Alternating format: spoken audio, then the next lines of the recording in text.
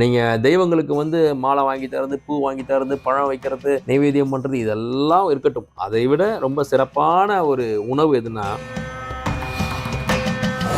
ஏற்றுறீங்கன்னா நல்லா நெய் தீபமே ஏற்றுங்க. நெய்ங்கிறது குரு அம்சம். உங்கள் வீட்டில் வந்து நெய் தீபம் ஏற்றும் போது சகல ஐஸ்வர்யங்களும் வந்துடும். உங்களுடைய ஆயுள் அதிகரிக்கணும் அப்படின்னா, உங்கள் வயது எத்தனையோ உங்கள் வயதை விட ஒரு தீபம் அதிகமாக போடும்போது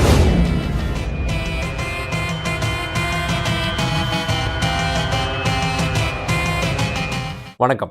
தீபம் ஏற்றி வழிபடுவது. இந்த தீபம் ஏற்றி வழிபடுவது மிகச்சிறந்த ஒரு தெய்வீக ஆன்மீக பழக்கம். இன்னைக்கு பல வீடுகளில் தீபம் ஏற்றுவதில்லை. சாமி கும்பிடுறதுக்கு இடம் அமைக்கிறதும் பெரிய சவாலா இருக்கு. அப்படி இருந்தாலும் அதை டெய்லி சாமி கும்பிட்டு வெளில போறதுலாம் இன்னைக்கு ரொம்ப குறைஞ்சு போயிடுச்சு. அதிலும் குறிப்பா தீபம் ஏற்றுவது. கோயிலுக்கு போறதே ஒரு பெரிய சாகசமான காலகட்டத்தில் கோயிலுக்கு போய் தீபம் ஏற்றுறதுலாம் டைம் இல்லை. வந்ததே லேட்டு. ஏதோ சாமி கும்பிட்டோம், வா அடுத்து எந்த ஹோட்டல் போகலாம், எந்த தியேட்டருக்கு போகலாம், அப்படி ஆயிடுச்சு. ஏதோ 10ஓடு 1 11 கோயிலுக்கு போகக்கூடிய ஒரு காலகட்டம் வந்ததுனால இந்த தீபம் அப்படிங்கிறது எவ்வளவு பெரிய ஒரு மகத்தான சக்தி, மகத்தான பரிகாரம் அப்படிங்கிறது இன்னைக்கு பல பேருக்கு தெரியல. இன்னைக்கு டீடைல்டா நம்ம பார்க்க போறோம். அப்போ இந்த தீபம் அப்படிங்கிறது நீங்க கும்பிடக்கூடிய கடவுள் யாராவனா இருக்கட்டும், சிவனோ, முருகனோ, பார்வதியோ, பிள்ளையாரோ, யாரா இருந்தாலும் நீங்க வணங்கக்கூடிய அந்த தெய்வத்துக்கு உணவே எதுனா நீங்க ஏற்றக்கூடிய தீபம் தான். வாழ்க்கையில ஒளி பிறக்காதா அப்படின்ற அந்த ஒளி தான் நீங்க ஏத்துற தீபம். தீபத்தை ஏற்றி ஒளி ஏற்றி உங்க வாழ்க்கைக்கான பிரகாசத்துக்கு நீங்க வணங்குறதாக அர்த்தம். நீங்க தெய்வங்களுக்கு வந்து மாலை வாங்கி தரது, பூ வாங்கி தரது, பழம் வைக்கிறது, நைவேத்தியம் பண்றது இதெல்லாம் இருக்கட்டும். அதை விட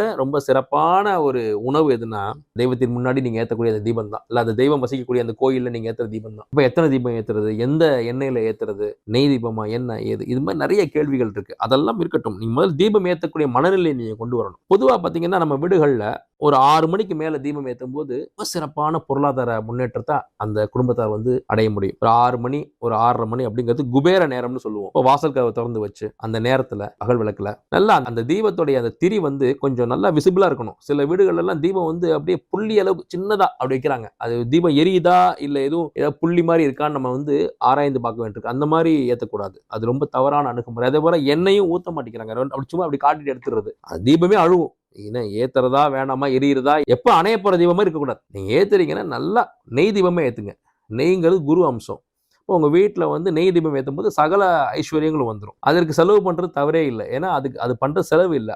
அது வந்து ஒரு கடவுளுக்கு நிகரான ஒரு செயலுங்கிறப்ப, அதுதான் உங்களுக்கு செல்வத்தை தரப்போகுதுங்கிறப்ப, அதுலயே நீங்க சிக்கனம் பார்த்தீங்க, அதுலயே நீங்க கஞ்சத்தனம் பார்த்தீங்கன்னா அப்புறம் கடவுள் எப்படி உங்களுக்கு அள்ளி கொடுப்பார்? முதல்ல நீங்க கடவுளுக்கு கொடுக்கணும், அப்புறம் கடவுளுக்கு கொடுப்பாரு. இது எல்லாமே கிவ் அண்ட் டேக் பாலிசி தான். நான் நிறைய பேட்டிகளில் சொல்லியிருக்கேன். முருகன் மாதிரியான கடவுள்களை எல்லாம் நீங்க வெறுங்கையோடு பார்க்கவே கூடாது. முருகன் இன்னைக்கு ஒரு குழந்தையா தான் இருக்கார். அப்ப அவரை பார்க்கும்போது ஒரு பழமோ, பூவோ, பிஸ்கட்டோ, இந்த மாதிரி ஏதாவது ஒரு குழந்தைய பார்க்க போற மாதிரி தான் முருகனையே பார்க்க போகணும். எல்லா கடவுளுக்கும் உணவே வந்து தீபம்னு சொல்லும் போது அப்ப நீங்க நெய்வேத்தியம் பண்றதுக்கு அளவுக்கு நீங்க பண்ணணும். நல்லா நெய் தீபம் ஊத்தி நல்லா திரி நல்லா வெளியில தீர்ற அளவுக்கு இந்த அளவுக்கு ஒரு தீபம் திரி தர்ற அளவுக்கு அழகா நல்லா அந்த தீபம் வந்து பிரகாசமா எரியணும். கொஞ்சம் உயரமா எரிஞ்சா கூட நல்லது. எவ்வளவுக்கு எவ்வளவு பிரகாசமா எரியுதோ அவ்வளவுக்கு அவ்வளவு உங்க வாழ்க்கை எப்போதுமே பிரகாசமா இருக்கும்னு அர்த்தம். அந்த பிரகாசத்தையே நீங்க கம்மி பண்ணீங்கன்னா உங்களுடைய வாழ்க்கையின் பிரகாசத்தை நீங்க கம்மி பண்றீங்கன்னு அர்த்தம். கடமைக்கே ஏத்தாதீங்க. ஏத்த சொன்னாங்க, ஏத்திட்டேன், இந்த தீபம் எரியுது பாத்துக்க அப்படின்னா உங்களை நீங்களே ஏமாற்றி கடவுளையும் ஏமாற்றி எதுக்கு தேவையில்லாம பண்ற மாதிரி அர்த்தம். உங்க வீட்டுக்கு, உங்க வாழ்க்கைக்கு உங்களுடைய தீபத்தை, உங்களுடைய வெளிச்சத்தை நீங்க ஏத்துறீங்கன்னு அர்த்தம். அதாவது 6 மணிக்கு மேல சூரியன் அஸ்தமனம் ஆகுது, அங்க லைட் ஆஃப் ஆகுது, நீங்க உங்க வீட்டுல வெளிச்சத்தை ஏத்துறீங்கன்னு அர்த்தம். அப்போ இந்த தீபத்தை ஏத்தும் போது உங்க வீட்டுல எப்படி அனுகிரகங்கள் வருதோ அதே போல நீங்க எந்த கோயிலுக்கு போனாலும் அந்த தீபம் ஏத்துறதுங்கிறது ஒரு ஒழுக்கம். கண்டு இடத்துல தீபத்தை ஏற்றி வச்சு அந்த கோயிலை வந்து அசுத்தப்படுத்திடக்கூடாது. எல்லா கோயில்லையுமே தீபம் ஏத்துறதுக்கு ஒரு தனி இடம் இருக்கும். அந்த இடத்த முதல்ல தேடுங்க. தேடி போய் அங்க வச்சு உங்க தீபத்தை ஏத்துங்க. முடிந்தால், வாய்ப்பு இருந்தால் அந்த இடத்த கொஞ்சம் சுத்தப்படுத்துங்க. யாரோ பண்ண அசுத்தத்தை நான் ஏன் சுத்தப்படுத்தணும் அப்படிங்கிற எண்ணம் வேண்டாம். நீங்க கோயிலுக்குள்ள போய் விளக்கேத்துற இடத்த சுத்தப்படுத்துனீங்கன்னா அதை விட கடாட்சம், கடவுளுடைய அருள் வேற எப்படி கிடைக்கும்? கர்ப்ப கிரகத்துல இருக்கக்கூடிய அந்த கடவுள் நீங்க பண்ற சுத்தத்தை பார்த்துக்கிட்டு தான் இருப்பாரு. எல்லாரும் வந்தானுங்க, தீபத்தை ஏத்தினானுங்க, பிரார்த்தனை சொன்னானுங்க, போயிட்டானுங்க. அந்த தீக்குச்சி அதெல்லாம் அப்படியே அழுக்கா கிடக்கும். அதை நீ மட்டும்தான்ப்பா வந்து சுத்தப்படுத்தி கொடுத்த, உனக்கு ஸ்பெஷல் அப்படின்னு சொல்லிட்டு உங்களுக்கு உடனடியா தீர்வு கிடைக்கும். இதெல்லாம் வந்து கேட்கறதுக்கு வந்து நகைச்சுவையா இருந்தாலும் இதுதான் உண்மை. சில முக்கியமான விஷயங்களை நம்ம கொஞ்சம் ஹாசியமா தான் சொல்ல வேண்டியிருக்கு. அப்படி அந்த விளக்க ஏத்துறத சுத்தப்படுத்திட்டு உங்களுடைய விளக்கை ஏற்றணும். இதுல ரொம்ப முக்கியமான விஷயம், ஒரு தீக்குச்சியில நீங்க கொளுத்தி உங்க தீபத்தை ஏத்திட்டீங்க. இப்ப நீங்க வந்து ஒரு குறிப்பிட்ட எண்ணிக்கையில வந்து நீங்க தீபம் ஏற்ற போறீங்கன்னா ஏத்தின தீபத்தை வச்சே மற்ற தீபங்களை ஏத்துறது, அதுதான் ரொம்ப ரொம்ப பவர்ஃபுல். ஒரு தீபத்தை இன்னொரு தீபம் வச்சு ஏற்றணும். அந்த மாதிரி நீங்க நடைமுறைக்கு உட்படுத்திக்கோங்க. பல இடங்கள்ல பல முக்கியமான ஒரு ஃபங்க்ஷன்ஸ்ல கூட மெழுகுவர்த்தியில தீபம் ஏத்துறாங்க. அது மிக மிக தவறு. மெழுகுவர்த்தி ஏத்தலாம், தேவாலயங்கள்ல மெழுகுவர்த்தி ஏத்துறாங்க, அது வேற. ஒரு மெழுகுவர்த்தியை பிடிச்சிட்டு இன்னொரு தீபத்தை ஏத்துறதுங்கிறது தவறான அணுகுமுறை. ஒரு தீபத்தை ஏத்தி அந்த தீபத்தை வச்சுதான் நீங்க மற்ற பெரிய தீபங்களை ஏத்தணும். அப்போ எத்தனை தீபங்கள் ஏத்துனா வெற்றி அப்படின்னா, இது ஒவ்வொன்றுக்கும் ஒரு ஒரு அளவீடுகள் இருக்கு. உடல்நிலை குணமாகிறதுக்கு, கணவன் மனைவியோட பிரச்சனை சரியாகிறதுக்கு, குழந்தைகளுடைய படிப்பு, குழந்தைகளுடைய ஆரோக்கியம், விபத்து மாதிரியான விஷயங்கள்ல இருந்து தப்பிக்கிறதுக்கு, நீண்ட ஆயுள், இப்படி பல விஷயங்களுக்கு பல்வேறு எண்ணிக்கையில தீபம் ஏத்துவாங்க. அதே போல பல்வேறு எண்ணெய்கள், வேப்பெண்ணெயில ஏத்துவாங்க, நல்லெண்ணெயில தீபம் ஏத்துவாங்க. பொதுவா நெய் தீபம் போடுறது வெற்றி.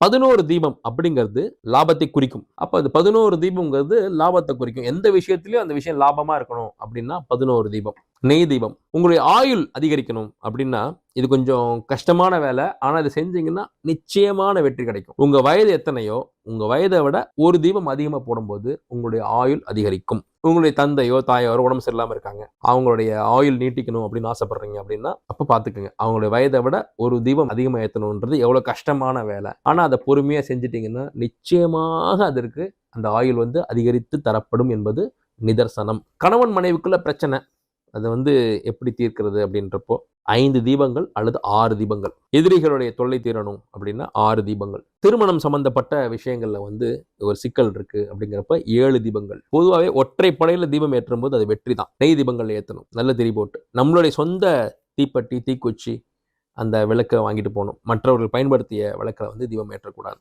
நீங்க தீபம் ஏற்றும் போது முழு மனதோட உங்களோட ஃபுல் ஃபோக்கஸும் அந்த தீபம் ஏற்றுறது தான் இருக்கணும். ஒரே ஒரு தீபம் ஏற்றி அந்த தீபத்தை வச்சு நான் சொன்ன மற்ற எண்ணிக்கையில் இருக்கிற தீபத்தை நீங்கள் ஏற்றணும். அந்த மாதிரி ஏற்றும் போது நிச்சயமாக இந்த தீபம் ஏற்றுவது உங்களுக்கு மிகப்பெரிய வெற்றியை கொடுக்கும். நல்லா தாராளமாக நெய் ஊற்றி அதில் நீங்கள் தீபம் ஏற்றுங்க. ரொம்ப சிம்பிளாக ஆனால் வெரி பவர்ஃபுல்லாக இந்த தீபம் ஏற்றுவது உங்களுக்கு மிகப்பெரிய வெற்றிகளை வாரி கொடுக்கும் என்பதில் ஐயமே இல்லை. எல்லோரும் எல்லா வளமும் பெற்று நலமும் பெற்று இந்த தீபம் பிரகாசமாக எரியறது போல உங்களுடைய வாழ்க்கையும் பிரகாசமாக இருக்க என்னுடைய வாழ்த்துக்கள்.